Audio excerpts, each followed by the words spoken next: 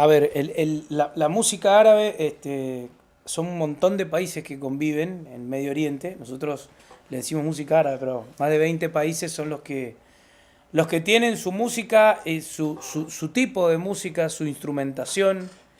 No todos tienen la misma instrumentación, los mismos modos.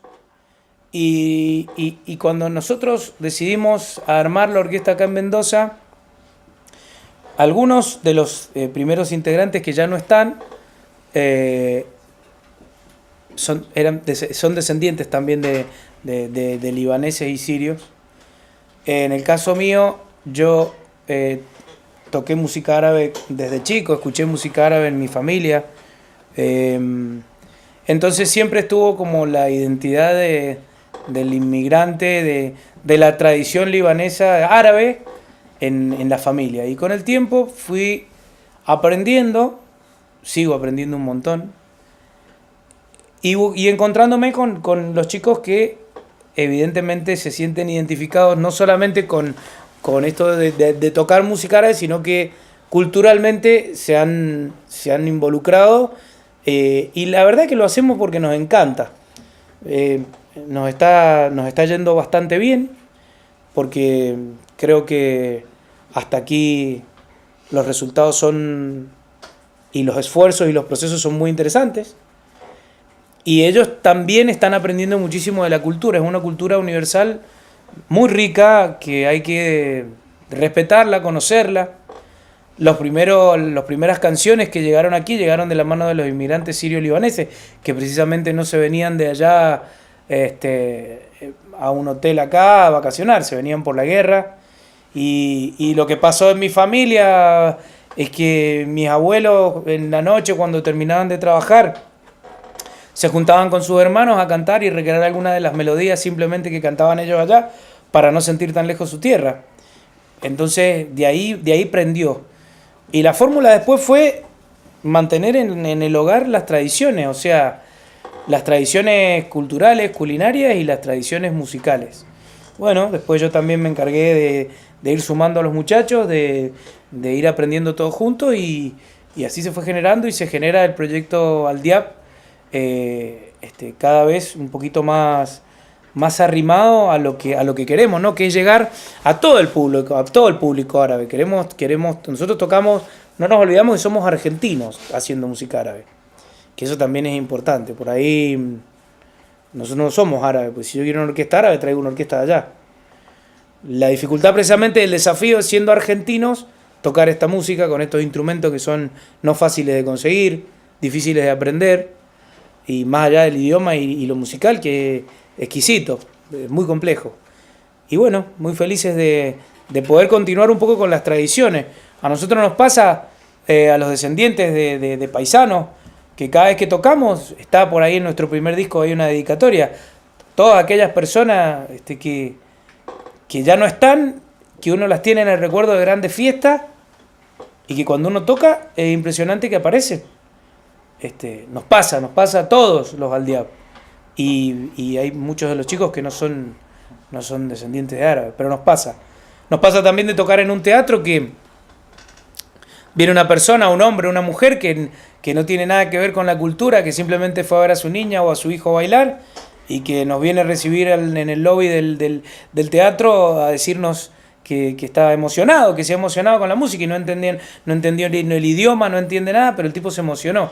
Y eso se debe a lo que lleva impresa esta música, que tiene un sentimiento muy, muy cargado. Mientras para nosotros la música pasa por ahí por un acorde, para ellos pasa por lo espiritual, para todos los orientales. Así que bueno, eso es un poquito. Y todos los días es un desafío nuevo de poder concretar nuevas canciones, poder soñar con hacer tal repertorio. A veces soñás nada más porque no lo podemos hacer, porque es muy difícil y todavía no es el momento. Pero bueno, por suerte también en la Argentina hay un montón de referentes importantes que uno puede acudir y tomar clases y demás. Así que eso está bueno. Yo lo escuchaba una vez a un músico argentino que le decían que trabajaba con instrumentos muy similares a los reales, ¿no? Entonces decía, le preguntaban si no reemplazaba al músico. Y en realidad no reemplaza a nadie, es otra opción. Si yo tuviera que armar una orquesta árabe como la que quiero acá, y tendría que traerme como 10, 12 paisas que tocaran conmigo. No me sirve, no se puede. En realidad estos instrumentos, estos teclados están preparados, como por ahí la gente no sabe, vienen todos sus soniditos de instrumentos reales que están allá, con los que se toca la música árabe, metiditos acá. Obviamente no es lo mismo que tener al músico en vivo, pero nos da la posibilidad de hacerlo bastante decentemente y con criterio. Y utilizado sí con criterio, no volverse loco con en todos lados poner los sonidos y demás, sino que con mucho criterio. Y sí, los instrumentos de cuerda, a ver, la familia de instrumentos que ellos tienen está agrupado por familias como nosotros, cordófonos, membranófonos y aerófonos. Ellos tienen instrumentos muy antiguos de caña, de doble lengüeta. Yo te muestro si querés así, por ahí. Las cuerdas, por ejemplo, que recién hablábamos de las cuerdas, ellos mezclan, por ejemplo, un cuarteto, uno doblan las cuerdas. Por eso cuando uno toca, suena como todo grande, ¿sí? Ya viene envasado. ¿Sí? Instrumentos antiquísimos como el canún, que es un instrumento de cuerda punteada, que se toca con plectros, que tiene un sonido...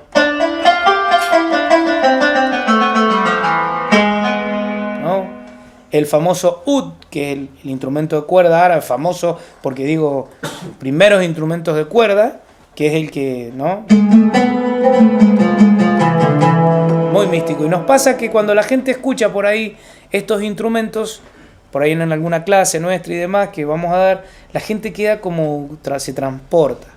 Y tiene que ver yo creo que tiene que ver con todo, con el sonido, con la madera que fue hecho por su luthier, con lo que significa el sonido para ellos y para nosotros. Tienen familias de instrumentos como nosotros. Lo que pasa es que también en la música aristocrática árabe, que intervienen las grandes orquestas, violines, chelos, contrabajo y demás, intervienen estos instrumentos como el canún, el ud, que son instrumentos muy difíciles de ejecutar. Y en las orquestas más folclóricas o más populares intervienen estos instrumentos como el nai, como el koala, como más instrumentos folclóricos. Como el nai es similar a la quena nuestra, similar, tienen sus similitudes. Así que sí, esto le da la posibilidad de poder hacer música árabe hoy, acá, en la Argentina. Me encantaría tener un violinista, un canunista o un ejecutante del nai todo el tiempo acá, pero es complejo.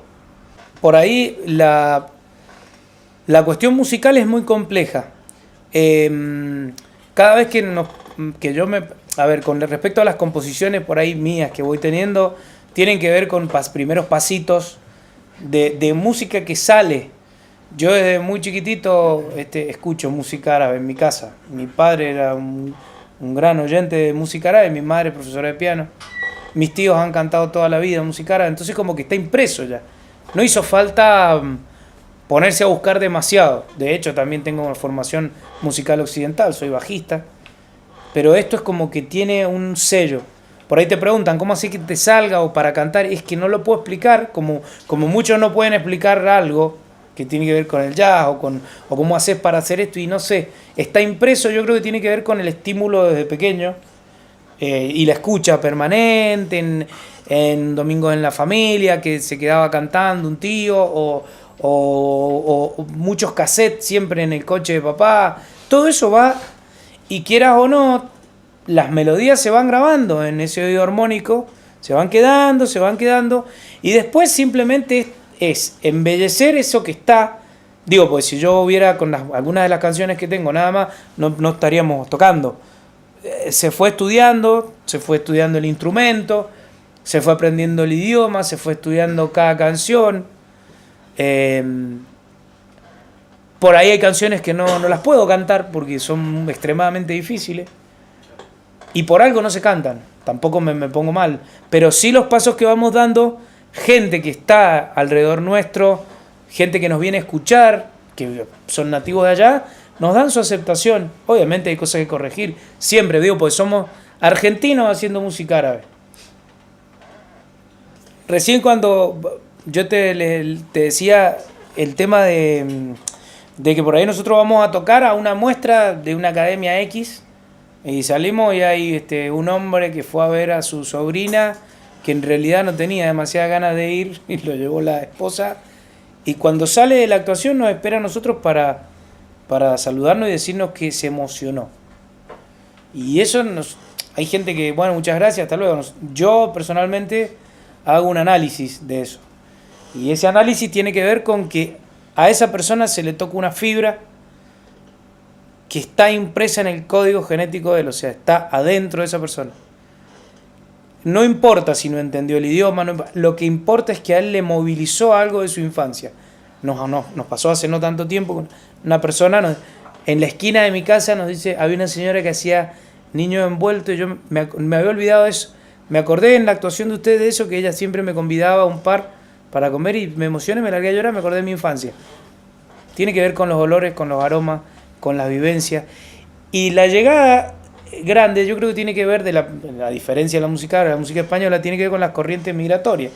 Por ahí creo que han sido más, ¿no? Españoles, italianos, pero con el avance de la multimedia y la tecnología a través de los años, yo siempre hablo con los chicos, cuando uno empezó a aprender a tocar el derbaque, no sé, iba a tomar clase y tenía que cambiar la técnica que había tocado durante 5 años, a lo mejor porque no había nada. Hoy puedes aprender a tocar el derbaque por internet. No es lo mismo, obviamente, no es lo mismo, pero podés tocar. Y la música igual, hoy vos querés buscar un disco de no sé, Marcel Calife y lo encontrás, ponés Tune y lo en Spotify o donde sea.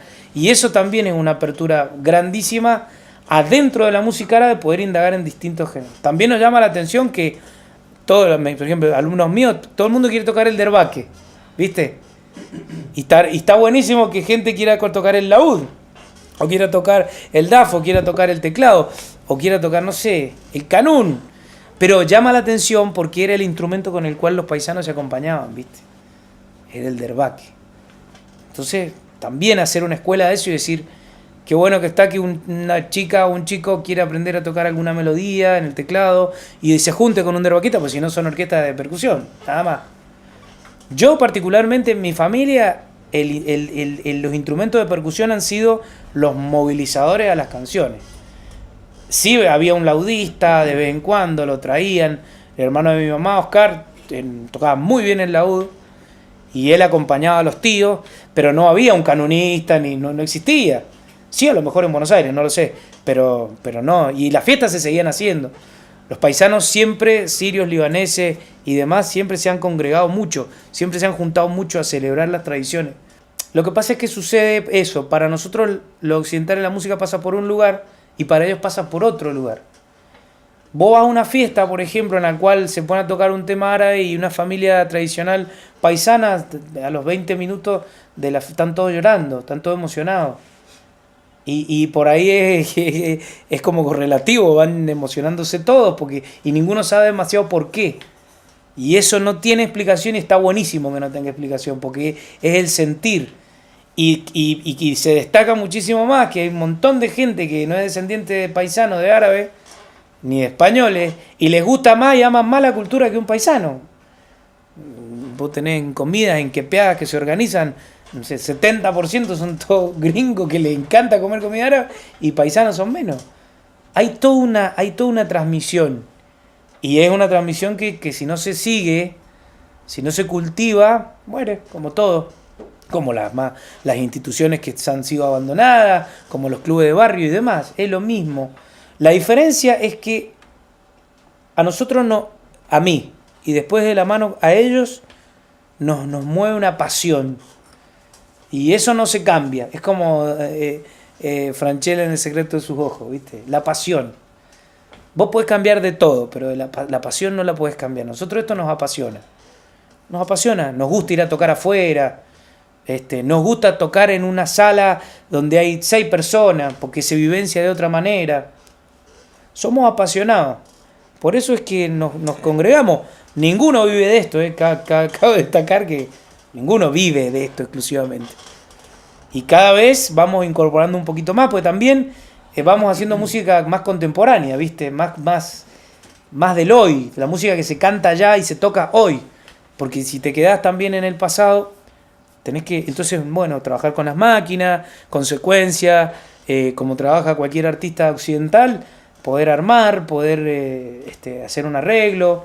Hace 2 años yo tuve la suerte, me convocaron para participar en Vendimia Nacional y también fue terrible, o sea, estar con un derbaque y haber estado encargado ahí de la parte oriental, un poco musical, de la mano del Paito Figueroa, estar en el anfiteatro tocando un poco de música árabe, yo me lloré todo, ¿viste? Porque es muy fuerte. 40.000, 45.000 personas escuchando un poquito de tu instrumento, y que ese instrumento nació en una familia que la mamá le gustaba cantarle alguna canción en árabe al hijo, es como importante. Esa es la gran diferencia entre esta orquesta y otra gente que por ahí lo hacen, no sé, porque son eximios músicos, o porque les da rentabilidad y demás. Nosotros nos mueve una pasión y nos va a seguir moviendo. Eso. Vamos.